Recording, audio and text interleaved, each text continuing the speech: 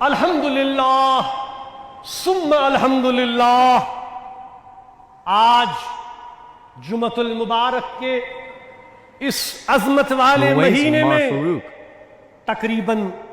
4.25 سال بعد 212 جمعہ مکمل ہونے کے بعد آپ حضرات سے بالمشافہ ملاقات ہو رہی ہے۔ آپ سب اس حقیقت سے واقف ہیں اور آپ اس کے عینی شاہد ہیں کہ 4 اگست 2019 سے مجھے بدستور اپنے گھر میں نظر بند کر دیا گیا اور تب سے آج تک انتظامیہ نے مجھے گھر سے باہر آنے کی اجازت نہیں دی گئی، جس کی وجہ سے میں اپنی منصبی ذمہ داریاں بحیثیت میروائز نہ صرف ادا نہ کر سکا بلکہ میرے انفرادی حقوق بھی، انسانی حقوق بھی طاقت کے بل پر سلب کر لیے گئے۔ بزرگوں، اس کے باوجود کہ تمام طبقہ فکر نے مطالبہ کیا، بار بار مطالبہ کیا کہ مجھے رہا کیا جائے، بالآخر جب مجبوراً ہمیں عدلیہ تک معاملہ پہنچانا پڑا تو کل بروز جمعرات پولیس کے کچھ سینئر اہلکار مجھ سے ملنے آئے اور مطلع کیا کہ انتظامیہ نے آپ کی نظر بندی ختم کرنے کا فیصلہ کیا ہے اور آپ کو رہا کیا جا رہا ہے اور کل آپ کو جامع مسجد جانے کی اجازت دی جا رہی ہے۔ الحمدللہ، اللہ کی مرضی سے آج 4 سال سے زائد عرصے کے بعد یہ ممکن ہو سکا ہے کہ جامع مسجد کے اس عظیم، متبرک اور تاریخی عبادت گاہ میں آپ کے درمیان آج حاضر ہوں۔ میرے عزیزوں، اس وقت جو جذبات میرے اندر موجود ہیں وہ الفاظ میں ادا کرنا ممکن نہیں ہے، مگر مجھے یقین ہے کہ ہمارا جو تعلق ہے اس کی بنیاد پر آپ ان جذبات سے بخوبی واقف ہیں، ان کو سمجھتے ہیں۔ یہاں پر میں آپ سب حضرات کا شکریہ بھی ادا کرنا چاہوں گا کہ آپ کی دعاؤں کی تاثیر اور دین کی سے وابستگی کے جذبے کے نتیجے میں اللہ تعالیٰ کی بابرکت ذات نے یہ موقع نصیب فرمایا کہ آپ کی دلی تمناؤں کو عملی صورت ملے اور اس منبر و محراب سے قال اللہ قال رسول اللہ صلی اللہ علیہ وآلہ وسلم اور دعوت تبلیغ کا سلسلہ شروع ہو سکے۔ آپ سے سالوں دور رہنا یہ کتنا دشوار مرحلہ تھا میرے لیے، یہ کتنا دشوار وقت گزرا یہ کوئی اندازہ نہیں لگا سکتا۔ شہید ملت کی شہادت کے بعد یہ میرے لیے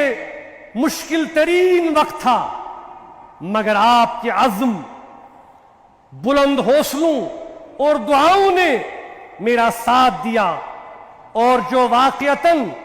اس دشوار ترین مدت میں میری قوت ثابت ہوا، آپ کو میں نے ہمیشہ نہ صرف اپنے قریب پایا بلکہ آپ حضرات ہمیشہ میری دعاؤں میں شامل رہے، جس طرح سے مجھے یقین ہے کہ میں بھی آپ کی دعاؤں میں ہمیشہ شامل رہا۔ میرے ہم وطنوں، مجھے بخوبی اس بات کا مکمل ادراک ہے کہ 5 اگست 2019 کے بعد جو وقت آپ پر گزرا وہ آسان وقت نہیں تھا۔ دفعات کو ختم کیا گیا، ریاست جموں کشمیر کی انفرادی حیثیت کو نہ صرف ختم کرنے کا اعلان کیا گیا بلکہ اس ریاست کو ریاستی درجے سے بھی محروم کیا گیا اور اس کو تقسیم کر دیا گیا۔ خطہ لداخ کو جموں کشمیر سے جدا کر دیا گیا اور عوامی رائے کے برخلاف نئے حکم ناموں کو جموں کشمیر کے تنظیم نو قانون کے تحت یک طرفہ فیصلوں کی آڑ میں یہاں کے لوگوں کو کمزور اور بے اختیار بنایا گیا۔ میرے عزیزوں، یہ بات چندہ دہرانے کی ضرورت نہیں ہے کہ منصب میر واعظ دعوت میں یقین رکھتا ہے، مکالمے میں اور دلیل میں یقین رکھتا ہے۔ یہ منصب جو صدیوں سے کار نبوت کا مشن چلا رہا ہے، جہاں لوگوں تک حقیقت پہنچانے کا امین ہے، وہیں پر ارباب اقتدار تک حق بات پہنچانے کا پابند ہے۔ کوئی ثابت کر دے کہ یہ منصب کسی بھی دور میں کسی بھی مکالمے یا مذاکرات سے انکاری رہا ہو۔ اس منصب نے ہر ایک کو برابر کا درجہ دیا اور مکالمے اور مذاکرات کے ماحول کو پروان چڑھانے کے لیے کڑوے گھونٹ پیے، صعوبتیں اور تکالیف برداشت کی، عظیم قربانیاں پیش کی۔ یہ کوئی ڈکی چھپی بات نہیں ہے، بلکہ یہ ایک روشن تاریخ ہے۔ میرے ہم وطنوں، گھر میں نظر بند ہونے اور مشکل ترین حالات کے باوجود 2019 کے بعد جب 2020 کے اوائل میں میڈیا اور نشر و اشاعت پر آہستہ آہستہ پابندیاں نرم کی گئیں، حریت کانفرنس نے تب سے لے کر آج تک حالات پر برابر اپنے تشویش کا اظہار مختلف موقعوں پر برملا کیا، مگر چونکہ حریت کے بیانات شائع کرنے سے ہر ایک خصوصی مقامی میڈیا کو روکا گیا تاکہ عوام تک ہماری بات نہ پہنچ پائے۔ آج بھی حالات مختلف نہیں ہیں۔ میرے دوستوں، میرے نوجوانوں، یہ وقت صبر اور تحمل کا ہے، کیونکہ ان حالات میں ہمیں یہ لگ رہا ہے کہ شاید ہماری بات سننے کو کوئی تیار نہیں اور ہمارے لیے کوئی سپیس نہیں ہے۔ ہم چاہتے ہیں کہ ہم ذمہ دارانہ طور دانائی کے ساتھ صبر کا مظاہرہ کر کے اللہ کی ذات میں مکمل یقین رکھ کے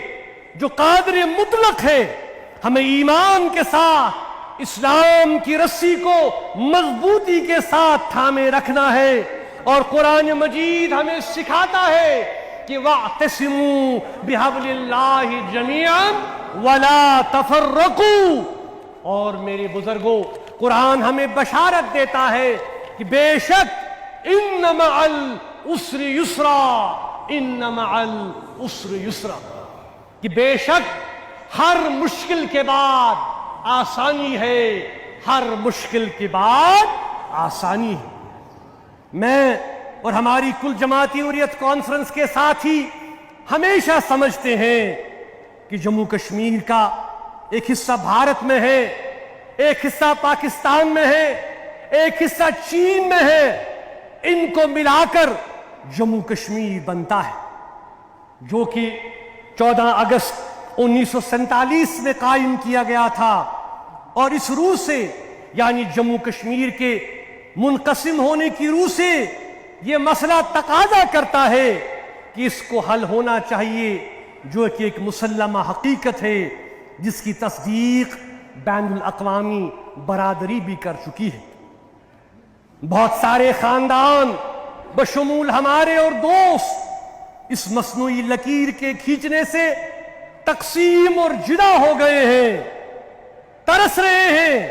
کہ کب ہم ایک دوسرے کو دیکھیں، ان سے ملیں،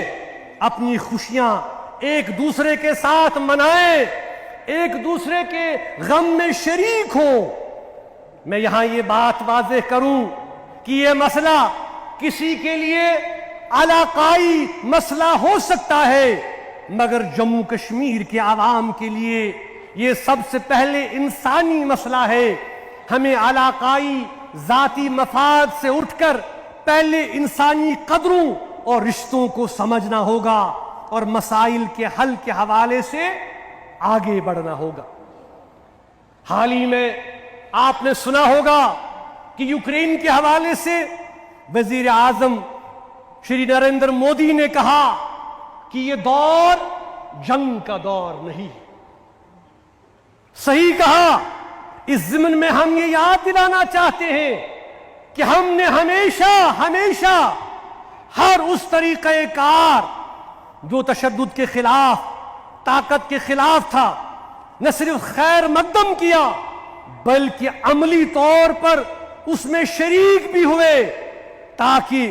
مسائل کا حل مذاکراتی اور مفاہمتی کاوشوں سے نکالا جا سکے. ان راستوں پر چلنا ہمارے لیے آسان نہیں تھا، مگر اس حقیقت کو سمجھتے ہوئے کہ مسائل کا حل پرامن ذرائع سے ہی ڈھونڈنا ہوگا تاکہ انسانی جانوں کا ضیاع نہ ہو اور اشتراک عمل سے مسائل کا حل نکالا جا سکے. اور اس راستے کو اختیار کرنے سے ہمیں نقصانات بھی اٹھانے پڑے جو کہ آپ سب کے سامنے ہیں. افسوس، صد افسوس، ہمیں کبھی علیحدگی پسند کہا گیا، کبھی ملک دشمن کہا گیا، کبھی امن دشمن قرار دیا گیا اور نہ معلوم ہمیں کیا کیا قرار دیا گیا. لیکن ہمارا کوئی ذاتی مفاد نہیں ہے، میرا کوئی پرسنل ایمبیشن نہیں ہے. ہم صرف جموں کشمیر کے عوام کے مفادات اور جذبات کی ترجمانی کرتے ہیں جو کہ ہماری ترجیح ہے، اور ہم یہ چاہتے ہیں کہ پرامن ذرائع سے ان کا حل نکلے اور یہاں کے لوگ مزید تکلیف اور قربانیاں نہ دیں. ہم عالمی اور علاقائی سماج میں مختلف مذاہب سے تعلق رکھنے والے لوگوں میں ہر سطح پر پرامن ہم آہنگی چاہتے ہیں، اور کشمیر کی تاریخ اس کی مثال پیش کرتی ہے کہ ہم نے ہمیشہ، اس منبر نے ہمیشہ رواداری کے ماحول کو قائم رکھا. اسی سوچ کو مد نظر رکھتے ہوئے ہم نے ہمیشہ اپنے پنڈت بھائیوں کو واپسی کی دعوت دی اور اس بات پر زور دیا کہ اسے یہ کوئی سیاسی مسئلے کے طور پر اسے پیش نہ کیا جائے بلکہ پنڈت برادری کا مسئلہ انسانی مسئلہ ہے. ہم سمجھتے ہیں کہ صرف اور صرف اس مسئلے کو حل کرنے سے ہی امن اور ترقی کے ایک نئے دور اور باب کا آغاز ہو سکتا ہے. میرے عزیز ہم وطنوں، درجنوں ہمارے سیاسی رہنما، مرد و خواتین مختلف جیلوں پہ سالہ سال سے پابند سلاسل ہیں. ہزاروں کی تعداد میں ہمارے نوجوان بچے، جن میں صحافی، انسانی حقوق کے علمبردار، وکلاء، ٹریڈرز، قید و بند کی صعوبتیں برداشت کر رہے ہیں. جتنا جلد ہو سکے ہم ان کو رہا دیکھنا چاہتے ہیں. ان کے گھر والے ان کی بگڑتی صحت کی وجہ سے پریشانیوں میں مبتلا ہیں. آخر پر میں یہاں خصوصاً اپنے نوجوانوں سے مخاطب ہوں کہ اپنے جذبات کا ہمیں کہ آپ سب کے جذبات کا مجھے بے حد احترام ہے، پر گزارش یہ ہے کہ آپ صبر، عزم اور ہمت سے کام لیں اور توکل کی رسی کو تھامے رکھیں. حالات انشاءاللہ ہمارے حق میں ضرور بہتر ہوں گے. میرے لیے میرا نوجوان میرا اصل قومی سرمایہ ہے. میں چاہتا ہوں کہ اسلام کی روشنی میں میرا نوجوان اپنی نشو و نما کے لیے ہمیشہ کوشاں رہے اور اپنا تعلق اللہ اور اللہ کے رسول صلی اللہ علیہ وسلم سے